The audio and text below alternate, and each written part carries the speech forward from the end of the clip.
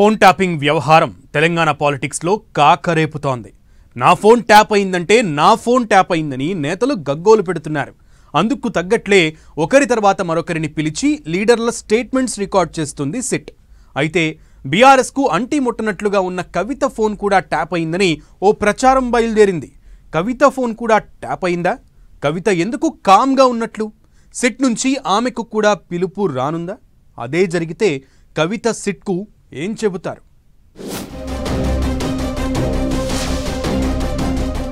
తెలంగాణలో hot topic గా phone tapping episode. Phone tapping ఇష్యూలో వరుసగా స్టేట్మెంట్స్ రికార్డ్. ఫోన్ ట్యాపింగ్ వ్యవహారంలో తెరపైకి కవిత పేరు. కవిత ఫోన్ ట్యాప్ చేశారంటున్న మాజీ ఎమ్మెల్యే గోనె ప్రకాష్. ఫోన్ ట్యాపింగ్ వ్యవహారంపై స్పందించేందుకు ఇష్టపడని కవిత. ఫోన్ ట్యాపింగ్ వ్యవహారం రోజుకో మలుపు తిరుగుతోంది.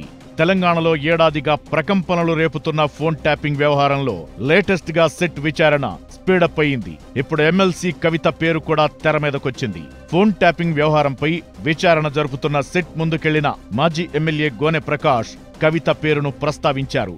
గత బీఆర్ఎస్ ప్రభుత్వం కవిత ఫోన్ మీద కూడా నిఘా పెట్టిందని ఆయన చెప్పారు.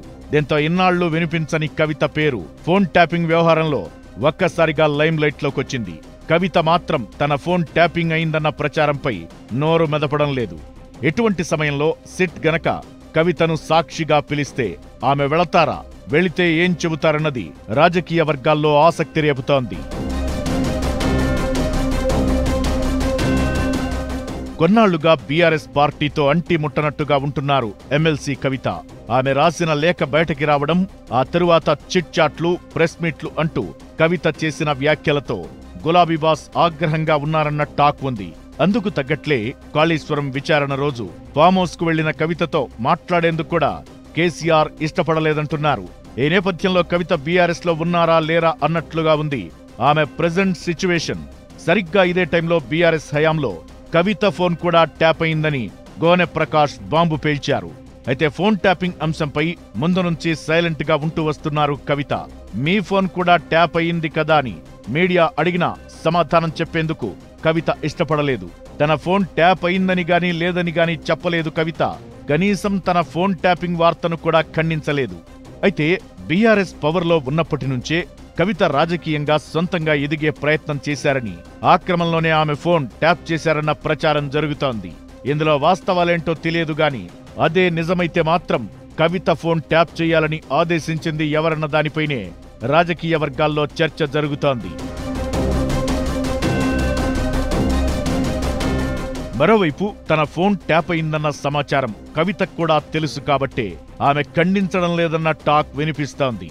ఈ విషయంలో తాను ఏం మాట్లాడినా అప్పటి ముఖ్యమంత్రిగా ఉన్న తండ్రి కేసీఆర్ కు ఇబ్బందిగా మారుతుందనే కవిత సైలెంట్ గా ఉంటున్నారట. దీంతో విచారణ జరుపుతున్న సిట్ అధికారులు బయటపెట్టే పేర్లలో కవిత ఉంటారా లేదా అన్నది ఇంట్రెస్టింగ్ గా మారింది. కవిత ఫోన్ ట్యాప్ అయిందన్న ప్రచారం నేపథ్యంలో సిట్ ఆమెను కూడా పిలిచి స్టేట్మెంట్ రికార్డ్ చేయొచ్చన్న టాక్ వినిపిస్తోంది. అదే గనక జరిగితే కవిత సిట్ ముందుకు వస్తారా రారా అన్నది ఆసక్తి రేపుతోంది. ఒకవేళ సిట్ ముందుకు కవిత వస్తే ఫోన్ ట్యాపింగ్ కు సంబంధించి ఏం చెబుతారన్నది ఉత్కంఠ రేపుతోంది. ఎందుకంటే కొన్నాళ్లుగా కవిత బీఆర్ఎస్ పార్టీకి దూరంగా ఉంటున్నారు.